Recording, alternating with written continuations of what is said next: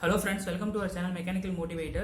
இனி நம்ம இந்த வீடியோல வந்து 2020 ஒரு ரீகேப் தான் பார்க்க போறோம். ஸோ இது ஃபர்ஸ்ட் பார்ட். இந்த வீடியோ ஸ்கிப் பண்ணா பாருங்க, நிறைய இன்சிடென்ட்ஸ் வந்து லாஸ்ட் இயர்ல நடந்துச்சு. ஸோ ஒன்னொன்னா பார்ப்போம். ஸோ இது வந்து சீக்வன்ஷியலா ஆர்டரா இருக்காது, ஆஸ் வெல் அஸ் இந்த மந்த் அண்ட் டேட் வைஸ்லாம் நான் சொல்ல போறது இல்லை. What ever comes to my mind நான் ஒன்னொன்னா அப்படியே சொல்றேன். ஸோ ஃபர்ஸ்ட் வந்து நம்ம வந்து சிட்டிசன்ஷிப் பில்லுன்னு ஆரம்பிப்போம். ஸோ இந்த சிட்டிசன்ஷிப் பில் வந்து இயரோட ஸ்டார்டிங்ல வந்துச்சு. இதனால எக்கச்சக்கமான பிரச்சனைகள் வந்து, அது மட்டும் இல்லாமல் டெல்லி, நம்ம கேபிட்டல் டெல்லியில வந்து கலவரம் ஏற்பட்டு ஆல்மோஸ்ட் ஒரு 20 crores பொருட்கள்லாம் சேதமாச்சு. அதுக்கப்புறம் இந்த ஆஸ்திரேலியன் ஃபயர் உங்களுக்கு நல்லாவே தெரியும். ஸோ குயின்ஸ்லாண்ட் மாகாணத்தில் இருக்கிற இந்த ஃபாரஸ்ட்ல வந்து ஃபாரஸ்ட் ஃபயர் ஏற்பட்டுச்சு. ஆல்மோஸ்ட் பார்த்தா 4.6 crore அந்த பரப்பரவு அளவுக்கு வந்து ஃபாரஸ்ட் ஃபயர் ஏற்பட்டு ஆல்மோஸ்ட் எக்கச்சக்கமான காடுகள் வந்து அழிக்கப்பட்டது. அடுத்து நம்ம வந்து இந்த புர்வி புயலுக்கு வரும், சைக்ளோன். ஸோ இந்த சைக்ளோன் என்னாச்சுன்னா, இந்த சிதம்பரத்தில் இருக்க நட்ராஜன் டெம்பிள்ல 43 வருஷம் வராத அளவுக்கு தண்ணி வந்து கோயிலுக்குள்ள வந்திருக்கு. ஸோ இதுதான் நமக்கு வந்து ஃபர்ஸ்ட் டைம், இந்த மாதிரி வந்ததும் கிடையாது. ஸோ இந்த போன வருஷத்தோட பிக்கஸ்ட் கிளைம்னு நம்ம வச்சோம்னால எல்லாருக்குமே டக்குன்னு தோன்றது வந்து கொரோனா தான். ஸோ மார்ச் 16 or 17 வந்து இது ஸ்டார்ட் ஆச்சு. ஆல்மோஸ்ட் வந்து ஒரு மார்ச் 15 வந்து அமெரிக்கன் பிரசிடென்ட் ட்ரம்ப் அப்போ இருந்தவர் வந்து இதுக்கு வந்து எச்சரிக்கை எமர்ஜென்சி வந்து தெரிவிச்சாரு. அதுக்கப்புறம் ஒவ்வொரு கண்ட்ரீஸ்லேயும் அவங்க வந்து இந்த லாக்டவுன்லாம் இம்ப்ளிமெண்ட் பண்ணி எக்கச்சக்கமான உயிர் பலியும் ஏற்பட்டுச்சு, அதிகமான பேர் பாதிக்கவும் பட்டாங்க. ஸோ டீட்டெயிலாக நம்ம வந்து வேற ஒரு வீடியோ இதுக்கு முன்னாடி நிறைய வீடியோஸ் பண்ணியிருக்கோம், அந்த வீடியோவில் பார்த்துருக்கலாம். முக்கியமாக என்னன்னா, நம்மளோட ஜிடிபி வந்து பயங்கரமாக அடிவாங்குச்சு. இது மட்டும் இல்லாமல் நம்ம கண்ட்ரியோட ஜிடிபின்னு இல்லை, நிறைய கண்ட்ரிஸோட ஜிடிபி எக்கானமிலாம் டவுன் ஆச்சு.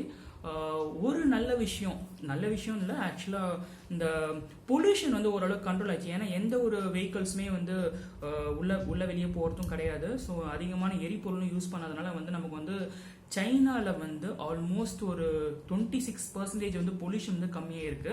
அதே மாதிரி வந்து எந்த ஃபேக்ட்ரிஸும் ரன் ஆகாதனால கோலோட கன்சம்ஷன் வந்து அந்த அளவுக்கு ஒரு ஆல்மோஸ்ட் ஒரு 40% வந்து கம்மியாக இருக்கு. இந்தியாவில் பார்த்தோம்னா எலக்ட்ரிசிட்டியோட கன்சம்ஷன் வந்து எப்பவும் யூஸ் பண்றதோட ஒரு 32% கம்மியான மாதிரி ஒரு சர்வேல சொல்றாங்க. இதெல்லாம் வந்து பாசிட்டிவான விஷயம், சில நெகட்டிவும் இருக்கு. ஸோ அதெல்லாம் நம்ம அடுத்தடுத்து பார்ப்போம். ஸோ கொரோனா மட்டும் இல்லை, நிறைய விஷயங்கள் பார்க்க போறோம். ஸோ அமெரிக்கன் பிரசிடென்ட் எலெக்ஷன் வந்து ரொம்பவே எல்லாருமே எதிர்பார்த்த ஒன்று. ஸோ 46வது பிரசிடென்ட், அமெரிக்காவோட 46வது பிரசிடென்டா ஜோ பைடன் வந்து எலெக்ட் ஆனாரு. அவர் வந்து இப்போ ஜனவரி 2021 வந்து இப்போ திரும்பவும் பதவி ஏற்க போறாரு. வைஸ் பிரசிடென்டா வந்து இந்திய வம்சாவளியான கமலா ஹாரிஸ் வந்து அப்பாயிண்ட் பண்ணியிருந்தாங்க. ஸோ இதெல்லாம் நமக்கு வந்து ஒரு பாசிட்டிவான விஷயம். ஸோ H1B விசா பற்றி நமக்கு எல்லாருமே வந்து ஒரு கொஷின் மார்க்காகவே இருக்கு. ஏன்னா ட்ரம்ப் இருக்கப்போ அவர் என்ன சொன்னார்னா, இந்த விசா வந்து யாருக்கும் அலோவ் பண்ண மாட்டாங்க. ஸோ அமெரிக்கர்கள் தவிர மற்றவங்க யாரும் உள்ளே போக முடியாத அளவுக்கு வந்து அவர் பிளாக் பண்ணியிருந்தாரு. பட் பாசிட்டிவான விஷயம் என்னன்னா, ஜோ பைடன் வந்து அப்படிலாம் நாங்கள் பண்ண மாட்டோம், எல்லாருக்குமே நாங்கள் வந்து வில் பி கிவிங் வே அப்படின்னு ஒரு பாசிட்டிவான ஒரு விஷயம் சொல்லியிருக்காரு. ஸோ இந்தியர்கள் மட்டும் கிடையாது, மற்ற கண்ட்ரீஸ்ல இருக்கவங்க இது ஒரு பாசிட்டிவான ஒரு விஷயம் தான். சைனாவை நம்ம எடுத்துட்டோம்னு வச்சுக்கோங்களேன். இப்போ ஹனி ப்ரொடக்ஷன்ல வந்து எந்த கண்ட்ரி வந்து அதிகமாக ப்ரொடியூஸ் பண்ணால் நம்ம சைனா, வேர்ல்டுலேயே வந்து ஃபர்ஸ்ட் சைனா சொல்லுவோம். எவ்வளோனா ஆல்மோஸ்ட் ஒரு 6.5 lakh tons வந்து ப்ரொடியூஸ் பண்ணுறாங்க. இந்தியா வந்து 6வது பிளேஸ்ல இருக்கு. நம்ம எவ்வளவு ப்ரொடியூஸ் பண்ணா ஒரு 62,000 டன் வந்து ப்ரொடியூஸ் பண்றோம் ஹனி ப்ரொடக்ஷன்ல. ஜிஎஸ்டி வந்து இந்த அக்டோபர் மாசம், இந்த போன வருஷத்துல வந்து அதிகபட்ச ஜிஎஸ்டி எந்த மாசத்துல வந்து கலெக்ட் பண்ணாங்கன்னா அக்டோபர் மாசத்துல கலெக்ட் பண்ணிருக்காங்க. ஆல்மோஸ்ட் 1.05 crores rupees வந்து ஜிஎஸ்டியா மட்டுமே கலெக்ட் பண்ணப்பட்டுச்சு. வேர்ல்டு இப்போ அடுத்து பார்க்க போறது வந்து வேர்ல்ட்லேயே யார் ரிச்சஸ்ட் மேன் பார்த்தோன்னு வச்சுக்கோங்க. எல்லாருக்குமே ஃபர்ஸ்ட் தோன்றது வந்து அமேசான் நிறுவனத்தை சேர்ந்த ரிச்மேன், அவர் பேரை நமக்கு தோணும். செகண்ட் வந்து மைக்ரோசாஃப்ட் கிடையாது, செகண்ட் வந்து Elon Musk. So space X நிறுவனத்தை சேர்ந்த எலான் மஸ்க் தான் வந்து செகண்ட் பொசிஷன்ல இருக்காரு. தேர்ட் பொசிஷன் வந்து மைக்ரோசாஃப்ட் ஓனர் வந்து பில் கேட்ஸ் இருக்காரு. இந்த மாதிரி வந்து லைனா வருவாங்க. 10th பொசிஷன்ல வந்து முகேஷ் அம்பானி இருக்காங்க. ஸோ இதுதான் வந்து இது இப்போ ரீசெண்டா போன வருஷம் எடுத்த சர்வேல சொல்லப்பட்ட ஒரு விஷயம். முகேஷ் அம்பானின்னு சொல்றப்ப நமக்கு டக்குன்னு தோன்றது வந்து இந்த இன்டர்நெட் தான். வேர்ல்டுலேயே 1 GB இன்டர்நெட் வந்து இவ்வளோ கம்மியாக கிடைக்கிற ஒரே நாடு இந்தியா மட்டும்தான். ஆல்மோஸ்ட் பார்த்தோன்னா 1 GBக்கு வந்து 6.66 rupees தான் நம்ம ஸ்பெண்ட் பண்ணுறோம். ஸோ வேர்ல்டு லெவலில் பார்த்தோன்னா இதெல்லாம் ரொம்ப லோயஸ்டாக இருக்கும். அதே மாதிரி எந்த கண்ட்ரியில் வந்து ரொம்ப ஃபாஸ்டஸ்ட் இன்டர்நெட் வசதி இருக்குன்னு சொன்னோம்னா தாய்வானில் தான் அதிகமான இன்டர்நெட் வந்து ரொம்ப ஸ்பீடாகவே கிடைக்கும். எவ்வளோ ஸ்பீட்னா ஆல்மோஸ்ட் 85 Mbps அந்த அளவுக்கு வந்து ஸ்பீட் இருக்கும். உங்களுக்கு புரியுற மாதிரி சொல்லணும்னா ஒரு 5 GB வீடியோ வந்து வெறும் 8 செகண்ட்ல டவுன்லோட் பண்ண முடியும். ஸோ அந்த அளவுக்கு வந்து இன்டர்நெட் வந்து ரொம்ப ஃபாஸ்ட்டாக இருக்கும்.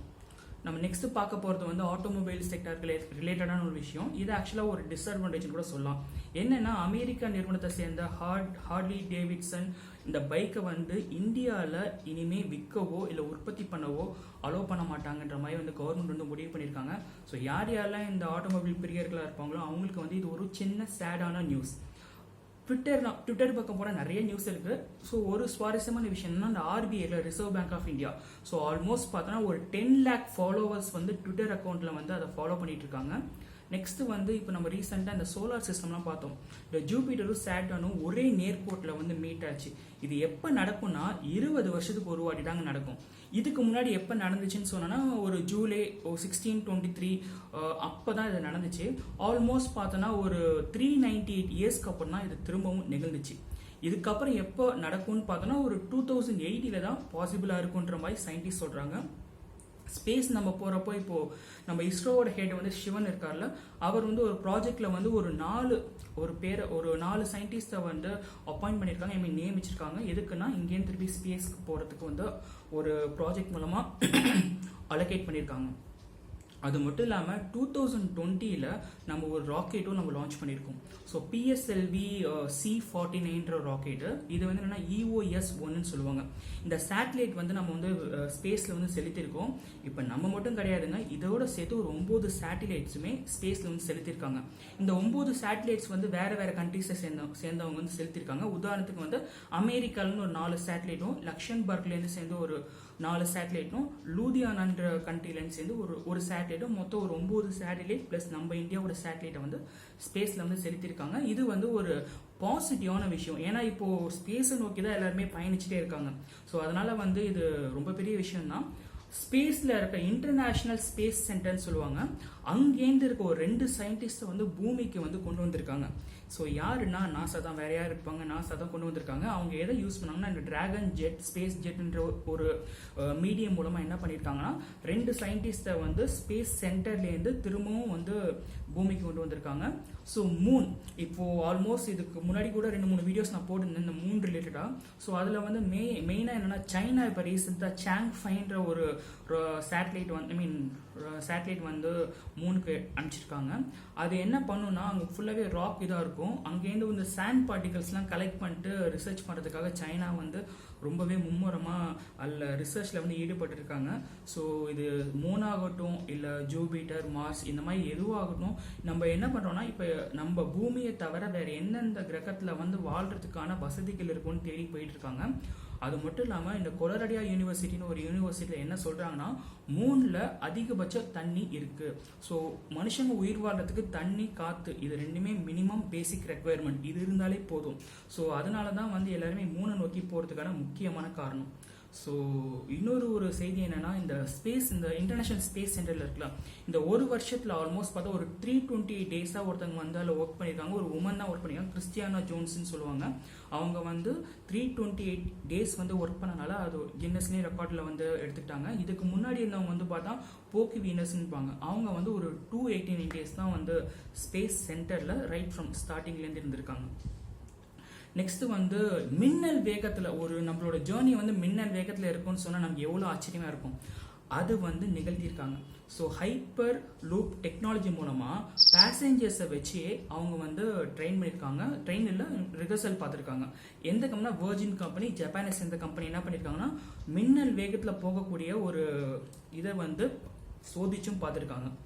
DRDO என்ன பண்ணாங்கன்னா இப்போ சவுண்டை விட 3 மடங்கு வேகத்தில் ஒரு ராக்கெட் ராம்ஜெட் இன்ஜினை வந்து ரெடி பண்ணியிருக்காங்க. ஸோ இது வந்து இந்தியாவுக்கு வந்து ஒரு ஹேட்ஸ் ஆஃப் தான் சொல்லணும். ஏன்னா நம்ம வந்து டெவலப்பிங் இதை நோக்கி நம்ம போயிட்டு இருக்கோம். இதெல்லாம் நம்ம க்ரோத்தை வந்து அடுத்த லெவலுக்கு கொண்டு போகும்.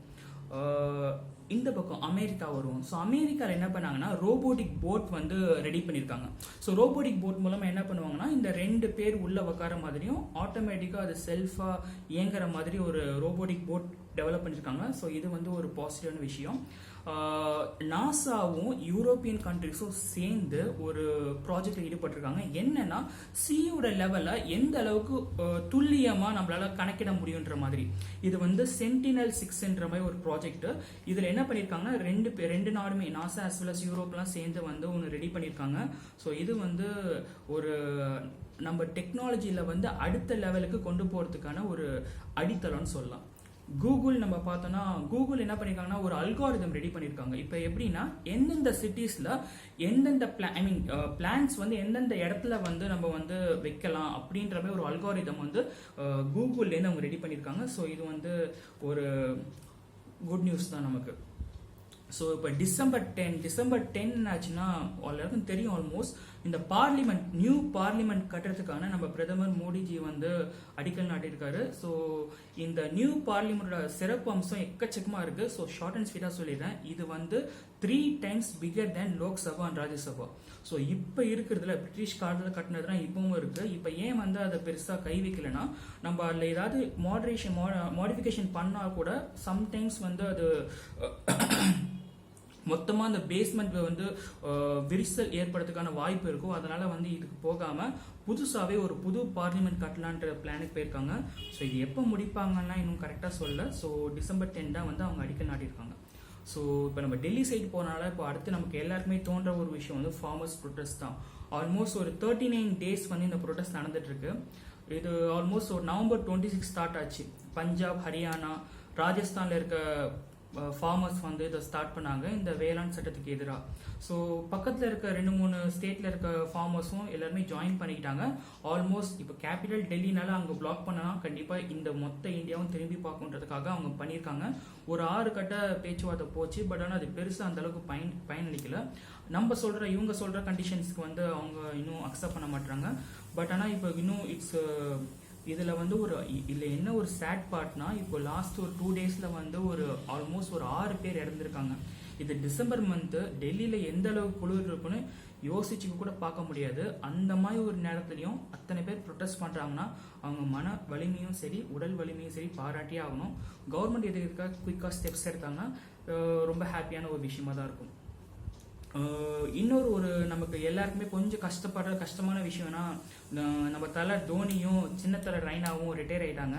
ஸோ டோனி கேப்டன்சியில் வந்து நம்ம நிறைய இது வின் பண்ணிக்கணும். 2007 T20 ஆகட்டும், 2011 50 overs ஆகட்டும், 2013 சாம்பியன் ட்ராஃபி ஆகட்டும், வேர்ல்ட் கப் ஆகட்டும், இந்த மாதிரி எக்கச்சக்கமான ட்ராஃபிஸ் அண்ட் கப்ஸ் வந்து இந்தியா வின் பண்ணியிருக்கு. ஸோ அவர் ரிட்டையர் ஆனது நிறைய கிரிக்கெட் ஃபேன்ஸ்க்கு ஒரு பெரிய சோகமான ஒரு விஷயம்தான். ஃபுட்பால் சைடு போனோன்னா ஃபுட்பால் பிளேயர் மரோனா அவங்க வந்து மாரடைப்பால இறந்து போயிட்டாங்க. அவங்க வந்து அர்ஜென்டினா சேர்ந்தவங்க. ஆல்மோஸ்ட் ஒரு 34 கோல்ஸ் வந்து போட்டிருக்காரு. கிளப்ல பார்த்தோன்னா ஒரு 491 மேட்சஸ்ல வந்து 256 கோல்ஸ் போட்டிருக்காரு. இவர் வந்து 1986 இந்த வேர்ல்ட் கப்பை வின் பண்ணி கொடுத்துருக்காரு. அர்ஜென்டினாவோட மிகப்பெரிய மோஸ்ட் ரேட்டட் பிளேயர். ஸோ இன்னொன்று வந்து நம்ம திரும்பவும் கிரிக்கெட் சைடு வருவோமே. ஸோ கிரிக்கெட் சைடு இங்கிலாண்டை சேர்ந்த ஜேம்ஸ் ஆண்டர்சன்றவர் வந்து ஒரு 156 மேட்ச்ல 600 விக்கெட் வந்து வீழ்த்தியிருக்காரு. ஸோ இவரும் வந்து ரெக்கார்டை வந்து பதிவு பண்ணிட்டாரு. இதுக்கு முன்னாடி வந்து ஒரு 3 பிளேயர்ஸ் தான் இருக்காங்க. ஸோ இவர் வந்து வேர்ல்டு வைடாக பார்த்தா ஒரு 4th பிளேயராக வந்து ரெக்கார்டை வந்து பதிவு பண்ணியிருக்காரு. ஸோ அது வந்து ரொம்ப இங்கிலாந்துக்கு வந்து ஒரு பெரிய விஷயம்தான். ஐபிஎல் சைடு போனோம்னா இப்போ இந்த வாட்டி வந்து சென்னை சூப்பர் கிங்ஸ் வந்து ஃபர்ஸ்ட் டைம் பிளே ஆஃப் போல. ஸோ சிஎஸ்கே ஃபேன்ஸ் எல்லாருமே வருத்தப்பட்டிருப்பாங்க. ஃபைனல்ஸ் வந்து மும்பை இந்தியன்ஸ் வந்து 50th டைமா வின் பண்ணாங்க. ஸோ அவங்க வந்து படு குஷியா இருப்பாங்க. இப்போ டிசம்பர் மந்த் நடக்கிற இப்போ ஆஸ்திரேலியா டூர் ஆகட்டும். ஆஸ்திரேலியா டூர்ல 1 day மேட்சஸ்ல வந்து பார்த்தோன்னா 1 day இன்டர்நேஷனல் மேட்ச்ல வந்து நம்ம வந்து திரும்பவும் 1-2 லாஸ் ஆயிட்டோம். பட் ஆனால் T20ல பார்த்தோம்னா நம்ம வந்து 2-1 நம்ம வின் பண்ணோம். டெஸ்ட் மேட்ச்ல ஒன்று அவங்க வின் பண்ணியிருக்காங்க. நமக்கும் ஆஸ்திரேலியாவுக்கு நடக்குது. ஒன்று நம்ம வின் பண்ணோம், ஒன்று வந்து அவங்க வின் பண்ணியிருக்காங்க. ஃபர்ஸ்ட் மேட்ச் அவங்க வின் பண்ணோம், செகண்ட் மேட்ச் நம்ம வின் பண்ணோம். நட்ராஜன் வந்து T20ல வந்து 6 விக்கெட் தமிழக பிளேயர் பிளேயர் வந்து நடராஜன் வந்து ஒரு 6 விக்கெட்ஸ் வந்து வீழ்த்தியிருக்காரு. ஸோ இது வந்து மைல் ஸ்டோன் கூட சொல்லலாம், கிரிக்கெட்குள்ளே இருக்க ஒரு பெரிய ரெக்கார்ட்னு கூட நம்ம சொல்ல முடியும். ஸோ இந்த வருஷத்தில் நம்ம நிறைய எக்கச்சக்கமான நிகழ்வு பார்த்துருப்போம். இது ஆக்சுவலாக என்னால் முடிஞ்ச அளவுக்கு எல்லாமே கேதர் பண்ணி உங்ககிட்ட வந்து கொண்டு வந்து சேர்த்துருக்கேன். இது வந்து ஒரு ஃபர்ஸ்ட் பார்ட் தான். செகண்ட் பார்ட் ஆஃப் வீடியோவில் இன்னும் கொஞ்சம் நிறைய இன்ஃபர்மேஷன்ஸ் வந்து உங்களுக்கு கொண்டு வந்து சேர்க்குறேன். உங்களுக்கு இந்த வீடியோ பிடிச்சிருந்துன்னா உங்கள் ஃப்ரெண்ட்ஸ் அண்ட் ஃபேமிலி கிட்ட ஷேர் பண்ணுங்கள். மறக்காமல் இந்த சேனலை சப்ஸ்கிரைப் பண்ணிடுங்க, மெக்கானிக்கல் மோட்டிவேட்டர். அப்போ தான் நான் ரெகுலராக போஸ்ட் பண்ணுற வீடியோ நீங்கள் பார்க்க முடியும். தேங்க்ஸ் ஃபார் வாட்சிங் திஸ் வீடியோ.